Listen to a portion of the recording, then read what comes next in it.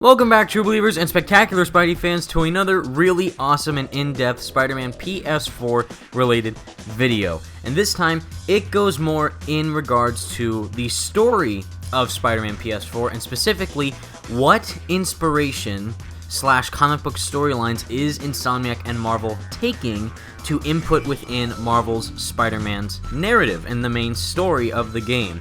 And mainly, what we know so far is already given, and if you don't know this, then you should do your research, but mainly give a brief recap of what was given on more details for Marvel's Spider-Man in regards to the main story and how these certain comic books play a very important role in regards to the main narrative of the game. So mainly, a couple things. The creative director of Spider-Man PS4 / Marvel Spider-Man, Brian Intihar, has said in several interviews that the best stories are when Peter Parker's world and Spider-Man's world collide, and that is the main theme that Insomniac and Marvel are trying to achieve in regards to the game's story.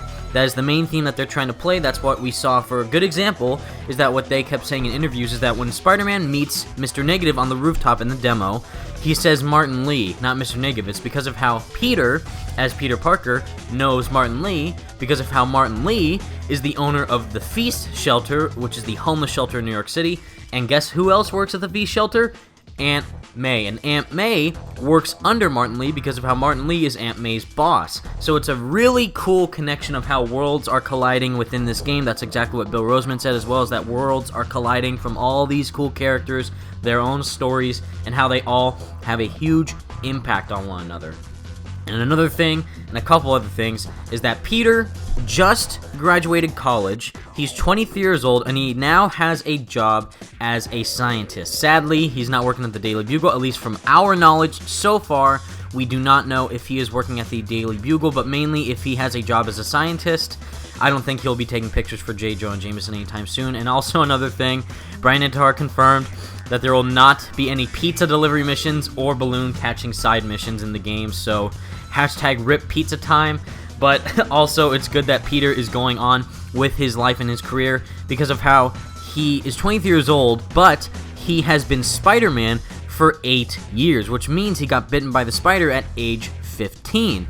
And during that time, he's been growing his skills, honing his skills as Spider-Man. He's fought some really familiar faces and foes that we know from the comics, just how we saw he was talking to Kingpin when he was in jail, and there's a lot of cool stuff going on there within the narrative relationship and the story aspect of all these characters connecting with one another, mainly with Peter Parker / Martin Lee and Spider-Man / Mr. Negative. That's the cool relationship that we like to see with these characters, and so far, Insomniac's head writing staff and also all the other people at Marvel creating this story, they're doing a great job so far. And again, at the end, Miles Morales. At the end of the demo of Spider-Man PS4, we see Miles Morales recording and taking pictures of the helicopter crash, and lots of people saying, oh, that's a cool after-credits scene, it's a teaser. Well, actually, in interviews, everyone partaking in these interviews has said, and also on Insomniac Games' Twitter, have said that Miles Morales is not just a cameo in the game. He actually has a role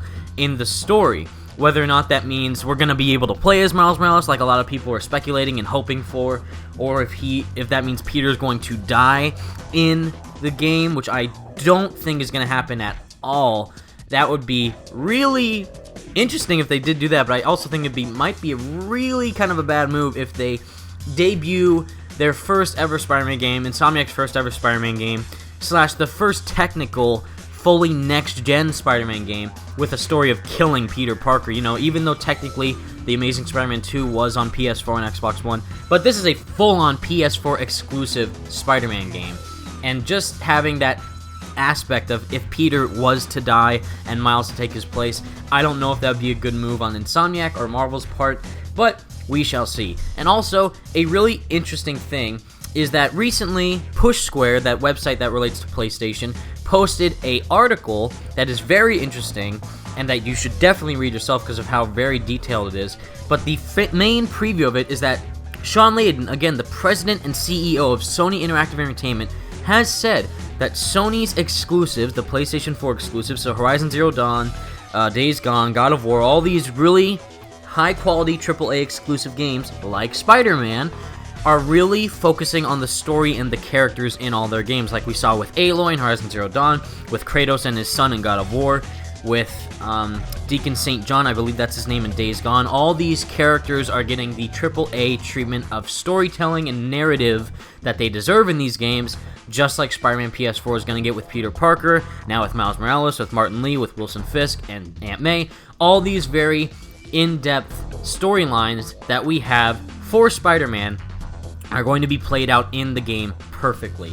And these comics are just what you need to read and look at in order to prepare yourself for the game. Not only is it just a really good list of comics, but also Insomniac Games themselves and Bill Roseman have both tweeted the same IGN article about these list of comic books from Spider-Man that you should definitely read before playing Marvel's Spider-Man / Spider-Man PS4. I know I'm definitely going to read them. If you guys know me, I am very behind on Spider-Man comics. I am so behind on reading Spider-Man comics. I recently just got Marvel's Spider-Man with the story where Peter Parker and Miles Morales meet for the first time. That's how caught up I am. I know the gist of it because I see online reviews and online summarizations of the comics, but me personally, I'm more into the research aspect of these comic books. I wish I could read them if I had the time, but mainly with these hardcore stories like you all comic fans love and know about, you'll definitely get a kick of seeing and reading about and learning about what comics Insomniac and Marvel are taking inspiration from in regards to the story for Spider-Man PS4. And actually, one of these comics I actually figured out beforehand, before Insomniac already revealed this. I knew that they would take this story, and I'm glad that Insomniac Games themselves are actually making sure that that is a story that is a pivotal point in regards to the Mr. Negative story. But mainly, let's get into this IGN article. So right here, the title says, Spider-Man Comics to Prepare You for the PS4 Game. So mainly, this is an article talking about what comics you need to research and look at and read and prepare yourself for the lore of this Spider-Man story. Because again, this isn't a Spider-Man story from the movies, from the comics, from the TV shows. This is a totally, fully, 110% original story that Insomniac is making for this game. And mainly, they say that this is their own original universe. They're doing everything from scratch. But of course, they would need to have some inspiration from certain comics. So these comics in particular, again, tweeted out by Insomniac and Bill Roseman, showcases just what type of story we can expect from the game. So mainly it says, by Jesse Schedeen, I hope I'm saying his name right, Schedeen, I'm sorry if I'm saying it wrong. There were many promising games on display at E3 this month, but for superhero fanatics, E3 was just Spider-Man week. I wish I was there, I really wish I was there, because E3 seemed awesome. That whole booth that they have with the Spider-Man statue on the helicopter looks amazing. Sony offered a tantalizing new glimpse at Insomniac's upcoming Spider-Man game, one that will hopefully do for the wall crawler what Arkham Asylum did for Batman. I already know for sure that is going to happen. Insomniac is such an amazing company. Not only are they fully passionate about this character, every time you see an interview with Brian Intihar or anyone else working at Insomniac, they are so passionate about this character. And just a passionate company overall because of how they love to connect with the thing that they are working on with Ratchet or Resistance or Sunset Overdrive, and now with Spider-Man. They love to actually pour their heart and soul into these things. And again, with their fans and their fan base and their communities that are actually purchasing their games, they are directly replying to me and the rest of the Spidey Squad on Twitter and liking a lot of our stuff and just being a flat-out amazing company overall. They even said that they are looking forward to this video, so Insomniac, if you are watching, I hope I do you justice. So mainly to continue, unlike most Spider-Man games of yesteryear, Insomniac's game isn't directly based on the comics, movies, or other pre-existing incarnation of the franchise, but the trailer does make it clear that the game is drawing inspiration from several key Spider-Man comics from the past couple decades. We've picked out 6 essential graphic novels you should check out if you want to educate yourself on the major players and conflicts in this game. So right here they say 6 major titles. There are way more other comics that you should definitely read though. I'm going to put the links in the description to other fan base articles and other just main Marvel digital media base storage of comics that you can read in regards to Mr. Negative, to Kingpin, to mainly another character in the demo, Yuri Watanabe, who is also known as a vigilante called Wraith, or The Wraith. So mainly, there's a lot of different aspects that you should look at in regards to these stories and how you can definitely prepare yourself for the upcoming awesome tale that Insomniac is going to tell with this game. So the first comic that we have is the Ultimate Spider-Man Ultimate Collection Volume 1. This is with Peter Parker as Ultimate Spider-Man, not Miles Morales, but mainly right here. Insomniac's Brian Intihar told IGN that the original Ultimate Spider-Man comic is one of the inspirations for this game. Obviously, the influence isn't as direct here as the actual Ultimate Spider-Man video game from 2005, which was a direct tie-in to the comics and featured a story written and co-written by Brian Michael Bendis, and I love that game to death. That's my second favorite Spider-Man video game of all time. Where the new game focuses on a 23-year-old Peter Parker with plenty of experience on the job, Ultimate Spider-Man starts at the very beginning, with a 15-year-old Peter being bitten by the radioactive spider and learning his lessons about power and responsibility. I wonder how that makes sense to the game. Oh yeah, since Brian Intihar said that he's 23 years old in Spider-Man PS4, Peter Parker's 23 years old, and he's been Spider-Man for 8 years. So 23 minus 8 equals 15, and at 15, he was bitten by the spider, just like he was in the Ultimate Comics, which is awesome that they're going in that full-on comic book connection for these characters and this main story for Peter Parker's origin.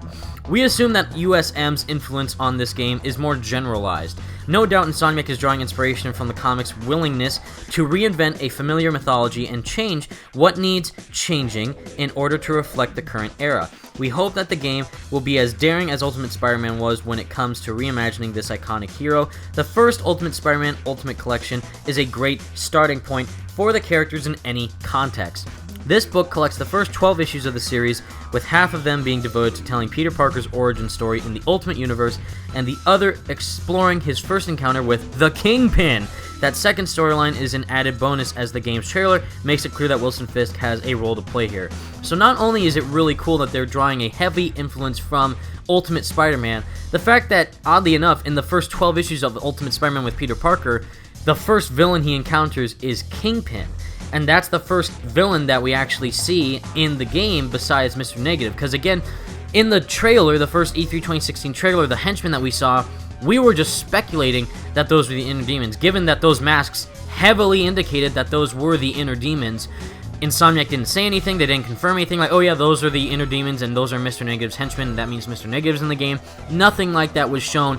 And we got so surprised, the Spidey Squad and I got so shocked when we actually saw Mr. Negative in the demo.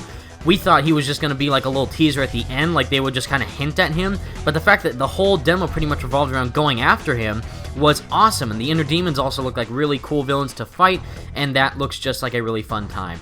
So the next comic here is Spider-Man Brand New Day, the Complete Collection Volume 1. I know a lot of people don't really like this comic, but let's just head on. If any one era of Spider-Man comics looks to be informing the new game, it's definitely the Brand New Day status quo. Brand New Day kicked off in early 2008, following up on the highly controversial One More Day. That's the one I was talking about, not Brand New Day. Sorry, One More Day is the one that lots of people do not like as much. The One More Day storyline that culminated with Peter Parker sacrificing his marriage to Mephisto in exchange for Aunt May's life. The point of Brand New Day was to offer a fresh start for Spidey, one where he was once again a swinging bachelor struggling to make ends meet and trying to balance his hectic personal life with his costume career. Just like they're doing in the new Spider-Man series, the Spectacular Spider-Man, I believe.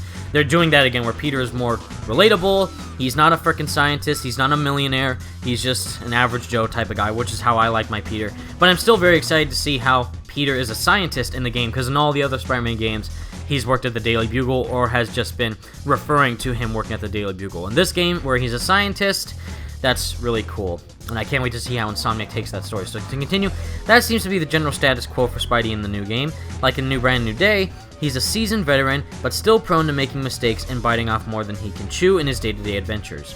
There are some more specific story beats in the game's trailer that harken back to the Brand New Day. However, the first Brand New Day Complete Collection happens to feature the first appearances of both Martin Lee / Mr. Negative and Yuri Watanabe / The Wraith. Two characters who factor prominently in the trailer. If you want a better idea of how these two fit into Spider-Man's world, this book is your best bet. And again, not only is that a great reading recommendation, Yuri Watanabe and Mr. Negative are very, very, very, very, very important to each other. They connect really importantly to each other in the comics.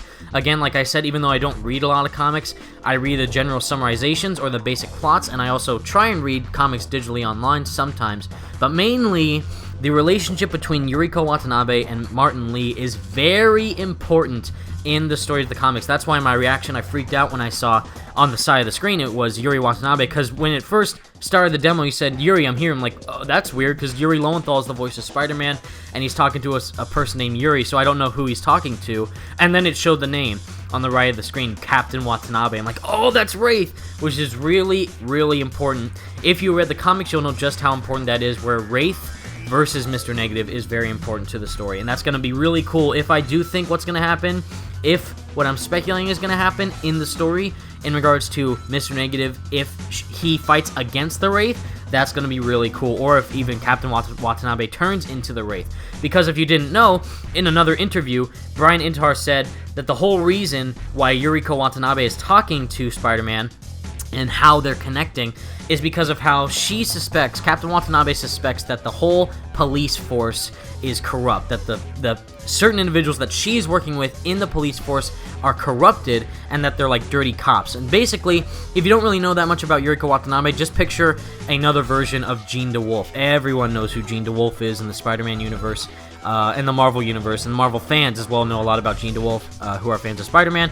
She's basically another version of Captain Jean DeWolf, and she's just kind of more intense. If in the comics she goes more cracking down on thugs, and she's not really known to trust a lot of people. So in her force in the game, it was said in her interview with Brian Intihar, he said that the police force is said to be corrupt, and Yuriko doesn't really trust a lot of people on the force, so the one person that she sees is trying to do the best job he can to take out crime in the streets is Spider-Man, which is why she agrees to be his informant through the police force and help him out with talking about certain crimes and certain bosses and what's going on in the city, and how she can help you try and hunt down the thugs and the threats in the city, just kind of like Oracle in the Arkham games, because I know that's what everyone's going to be comparing it to anyways. So yeah, she is kind of like your Oracle in that sense. So the third comic that they show here is Spider-Man New Ways to Die. This is a really cool story, and this is the one that I was calling in my earlier videos, my way earlier videos when I was still in college recording with my phone. I predicted that this was a certain story that they could use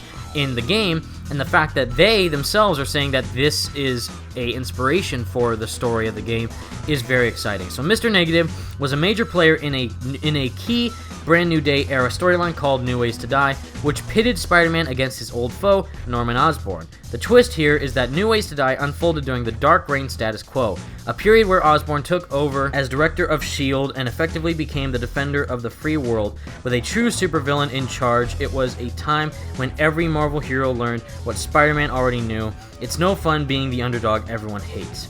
A big part of New Ways to Die involved Mr. Negative transforming Eddie Brock, who at that point had rejected the Venom symbiote and was recovering from a battle with cancer, into Anti-Venom. This storyline helped solidify Lee's place in the criminal underworld and showcase his powers on a wider scale. We also noticed a billboard in the game trailer that reads "Re-elect Osborn for Mayor." We have to wonder if the game will be borrowing from more the general Dark Reign status quo and exploring Osborn's successful, in brief, rise as a respected political figure. Readers can also check out the Spider-Man Brand New Day Complete Collection Volume 2 trade paperback if they want to read the story, as New Ways to Die is one of the stories included there. But those who prefer to get straight to the point can stick with the new basic New Ways to Die collection. So yes, New Ways to Die is a great story, and again, like they just said there, that story features Eddie Brock as Anti-Venom, because in the comics it was Mac Gargan who had the symbiote. Mac Gargan is the Scorpion, and he was the new Venom of the time, which was very strange to me. And then when they showed a new Venom where he was white, I was like, this is really confusing and interesting at the same time. And it turns out Eddie Brock had cancer. And then with Mr. Negative's touch, because of how Mr. Negative's powers is that if you touch someone as Mr. Negative, they become their opposite selves. So, Spider-Man, at the end of the demo, he gets touched by Mr. Negative when he's in his full form, in the full white suit and the Negative face. He gets touched, and that's why people were saying that, oh, Miles could be playable in the game because Peter could be evil, and you might have to go after Peter if he turns evil. We don't know what's going to happen, but that is a really interesting theory. So in the comics, when Mr. Negative touches Eddie Brock when he has cancer, it actually helps his cellular biology regenerate and grow abilities to help him cure his illness, creating him into anti-venom because of how Matt Gargan one day went into the Fee Shelter, or a homeless shelter that Eddie Brock was working at, and that triggered the symbiote cells that were still lying inside of Eddie's body, creating a new symbiote through his white blood cells, spawning anti-venom. And anti-venom, oddly enough, is the one that found out that Mr. Negative and Martin Lee are the same person. Eddie Brock / Anti-Venom was the main person, the first person to discover that. So if Anti-Venom is in the game, because since Mr. Negative is in the game, does that mean Anti-Venom is in the game? We already had Anti-Venom in Spider-Man Edge of Time, which was really cool game with Anti-Venom, how they portrayed him in that game, which was awesome. But we don't know for sure. I made a whole video on that. Is Anti-Venom in the game? Could he be in the game? I'll leave it in the description. I think it would be a really cool thing to see Anti-Venom in the game. The last time we got him was in Edge of Time, which was in 2011. By the time Spider-Man PS4 comes out, that's going to be in 2018, which means it would be 7 years since we last got Anti-Venom in the Spider-Man game. So I think it would be a pretty good span of time for us to see Anti-Venom in this game. So to continue, another comic that they recommend is Amazing Spider-Man Volume 5, Spiral. This is a really, really cool story, and as you can see there, Wraith is on the cover because she plays a big part in this story. Both Mr. Negative and the Wraith have remained recurring players in the Spider-Man books since their Brand New Day introduction, but Spiral makes their most significant appearance in recent years. This storyline occurred in the aftermath of the massive Spider-Verse crossover, where Peter Parker teamed up with the dozens of Spider-Men from across the multiverse to defeat the family of vampiric cannibals known as the Inheritors. The purpose of Spiral was basically to help ground the franchise after the craziness of Spider-Verse. So even though this book is technically Volume 5 in the 2014/2016 Amazing Spider-Man series, it works perfectly fine as a standalone tale. Spiral explores the effects of a massive gang war in New York City, as everyone from Black Cat to Hammerhead to Tombstone to Mr. Negative is fighting for control of the criminal underworld. The game's trailer establishes that there's tension between the Mr. Negative and Kingpin rival gangs, so that alone makes this book a relevant read, which totally agree with them, by the way. One leak that was said to happen is that there will be districts in New York City, and that each district will be ran by a certain Spider-Man villain. So right here we saw Spider-Man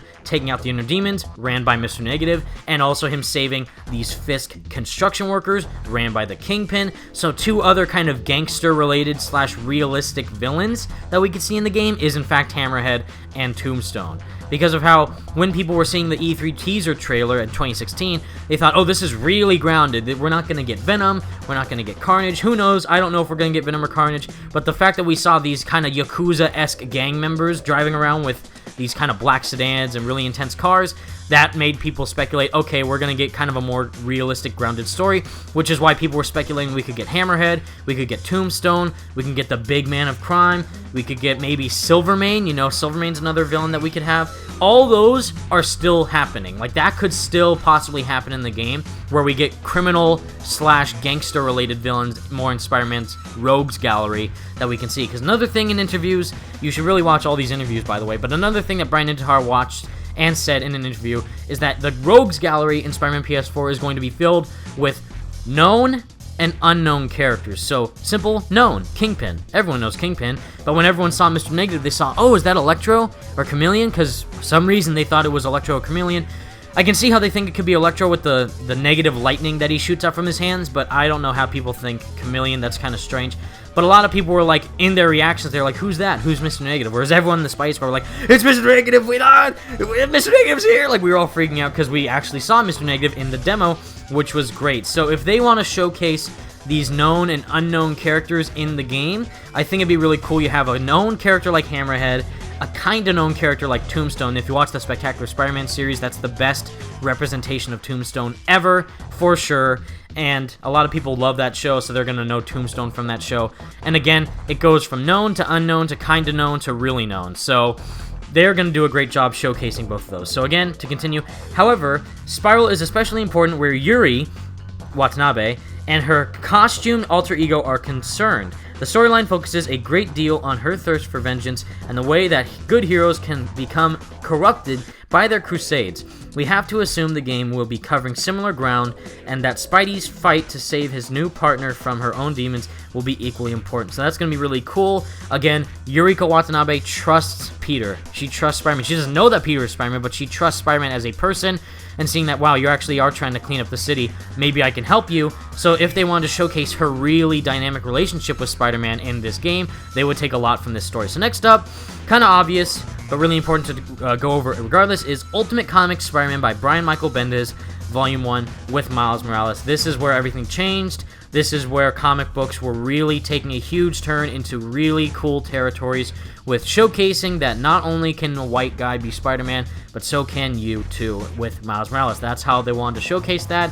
Just as some random kid can be Spider-Man, anyone can be Spider-Man, and they wanted to showcase that with Miles Morales. So reading here, more than a decade after helping to birth the Ultimate Universe in Ultimate Spider-Man #1, writer Brian Michael Bendis dramatically revamped the franchise by killing off Peter Parker and replacing him with a new teenage Spider-Man, Miles Morales.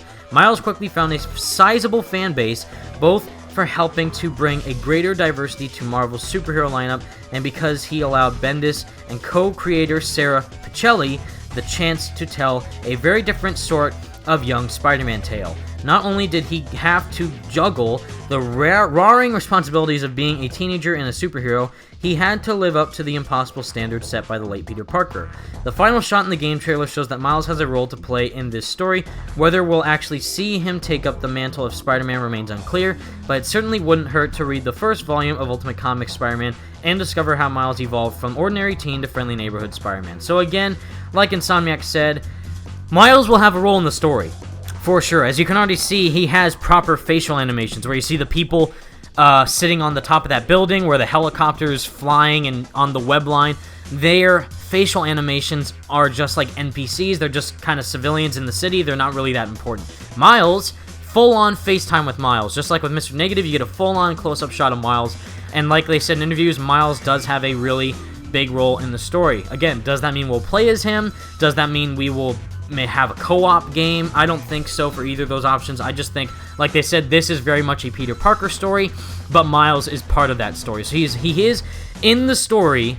He is important, but he's not going to take over and just kind of showcase more of Peter, or showcase more of Miles than more of Peter. Peter is the main character in the game. Like they said, Peter Parker and Spider-Man's world colliding are the best stories that you can have with Spider-Man.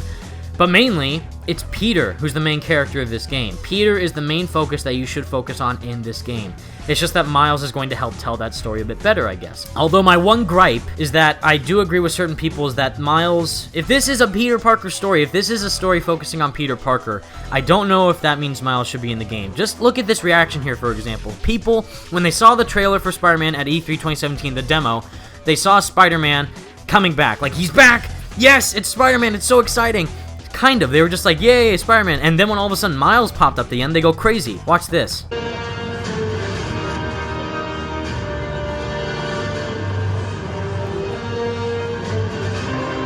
Miles.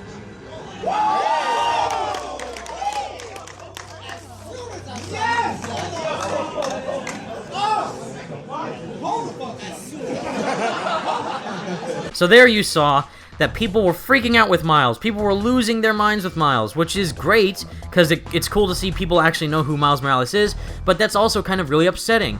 I want people to freak out when they saw Spider-Man back, like I did and the rest of the Spidey Squad did. People were freaked out when they saw Miles, not Spider-Man and all the cool stuff he was doing in the demo. They just freaked out when they saw Miles Morales just holding his phone, which I was kind of really upset about. I don't know why they decided to do that and showcase him as kind of a bigger role, because the way they handled it as an after-credit scene in the E3 Sony press conference is that it was an after-credit scene. That's why some people on their reactions, they stopped the video after it said Marvel Spider-Man, because they thought that was the end of it. They didn't know about that post-credit thing with Miles where he just is looking at the helicopter. But people who did see it, they freaked out. So hopefully, yes, Miles should have a role in the story, which is cool because now we actually have a video game with Miles Morales in it for once. That's really cool. But still, I don't want him to dominate this story. I don't think he will, but still, I'm kind of worried with Miles, but I'm really excited as well. So the last story that I said that I just got recently that you should read is Spider-Man, where Peter Parker from the Universe 616 and Miles Morales from the Ultimate Universe meet for the first time, and I love this story. So, to describe, these days, Miles Morales and Peter Parker occupy the same version of the Marvel Universe, but for several years, that wasn't the case. The regular adult version of Peter fans have known and loved for decades, lived in one universe, and Miles filled the void left behind by the Ultimate Universe Peter Parker. So it was pretty big when Miles' co-creators, Brian Michael and Sarah Pichelli, reunited to explore the very first meeting between these two characters. That's the crux of Spider-Man, a mini-series that sees the adult Peter cross over to the Ultimate Universe and join forces with Miles to battle Mysterio. Along the way, Peter learned about the terrible sacrifice his Ultimate Self made, offered closure to a still grieving Aunt May and Mary Jane, and effectively gave his blessing to Miles to carry on the Spider-Man legacy. The two characters have crossed paths several times since, especially now that Ultimate Universe is gone and Miles is a resident of the regular Marvel Universe, but it's Spider-Man that really sets the tone for their relationship and all of the team-ups that have followed. We can only assume Insomniac is drawing heavily from this comic when it comes to developing their take on the Peter/Miles dynamic. So again, this story is going to be insane. I already believe genuinely, hashtag in Insomniac, we trust. I swear to you, they are not going to let you down with this game. This is going to be one of the most creative stories I've ever seen in my entire life. I know for a fact already this is going to be better than Spider-Man Homecoming. I'm already seeing the reviews for that movie. They're saying it's fun. They're saying it's fun, super fun, fun time. They didn't once, in any review that I saw, said that the story was great. They said it was buttloads of fun, super fun, you'll have a great fun time. I didn't see a single review that said the story was the best story in the Marvel Cinematic Universe. They said Vulture's the best villain so far, which I can't wait to see because I love Michael Keaton, but I didn't see a single comment or a single review say that the story is great. I'm sure it is, you know, I love Tom Holland and it's probably going to be really cool, but this game is going to blow Spider-Man Homecoming out of the water. With all the inspiration Insomniac has for this character, all the love they have for Spider-Man, all the passion that they have for this character, and all of the history that they're taking with all these comics and inputting it into this game, shows once again why Insomniac can nail this. You already saw all those giant awards that they got at E3. I know for a fact it's going to get Game of the Year material. And again, that article from Push Square, from Sean Layden, they said that PS4 exclusive games, all the exclusive PS4 games, are going to focus on story and character. I'm going to put that in the description so you can read it yourself, but Sean Layden said that himself, and if what Sean Layden says is going to happen. And mainly, Brian Intihar is a super passionate guy. Bill Roseman's extremely passionate and awesome. Everyone at Insomniac is incredible, and they love this character to death, just like we do as Spider-Man fans. And like they have said in interviews, this game is made from the fans for the fans. That is another model that they have. So two models. The story of Peter Parker's world and Spider-Man's world will collide is the theme of the story. That's one theme and one model that Insomniac have. The second model is that this game is made from the fans for the fans. That's another model that you really got to keep in mind. They love this character just as much as we do. They know all about this character, and they will not let us down. I may have a couple gripes with Miles in the game, but overall, this game is going to be fantastic. So thank you so much for watching, everybody. I love you all. I hope you enjoyed this really long video, and make sure that you continue to stay tuned for this channel for more. And also subscribe to the rest of the Spidey Squad, because they deserve just as much support as I do, if not more. Thank you so much for watching, everybody. Stay spectacular, Spidey fans. Peace.